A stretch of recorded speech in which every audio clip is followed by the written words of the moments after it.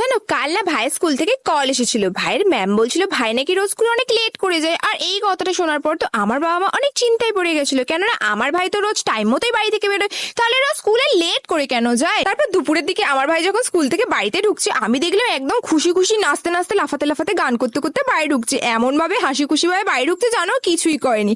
আর আমি ওইদিকে ওকে বলে দিলাম আয় আয়, তোর জন্য তো একটা স্পেশাল সারপ্রাইজ ওয়েট করছে। আর আমার ভাই তো আমাকে বলছে দিদি কি সারপ্রাইজ, বল না বল। আমি তখন বলছি দাঁড়া, এক্ষুনি তো তুই নিজেই জানতে পেরে যাবি। আর ওইদিকে আমার বাবাও তো সকাল থেকে ভাইয়ের জন্য ওয়েট করছে যে ভাই কখন স্কুল থেকে বাড়িতে ঢুকবে। আর ভাই তো বাড়িতে ঢোকাই মর্তর, বাবা ওকে নিজের কাছে ডেকে নিল। আর ভাইও বাবার কাছে গিয়ে বললো হ্যাঁ বাবা বলো। বাবা তখন বললো তুই কি জানিস আজকে তো স্কুল থেকে কল এসেছিল, তোর ম্যাম বলছিল তুই নাকি রোজ স্কুলে অনেক লেট করে যাস, কিন্তু তুই তো রোজ বাড়ি থেকে ঠিক টাইম মতো বেরোস, তাহলে রোজ স্কুলে লেট করে কেন যাস, সত্যি করে বল তুই কোথায় যাস। তখন আমার ভাই বললো আরে বাবা এইসব তুই রাস্তায় লাগানো বোর্ডটার জন্য হয়। তখন আমার বাবা বললো কি ধরনের বোর্ড, কেমন ধরনের বোর্ড। তো তারপরে আমার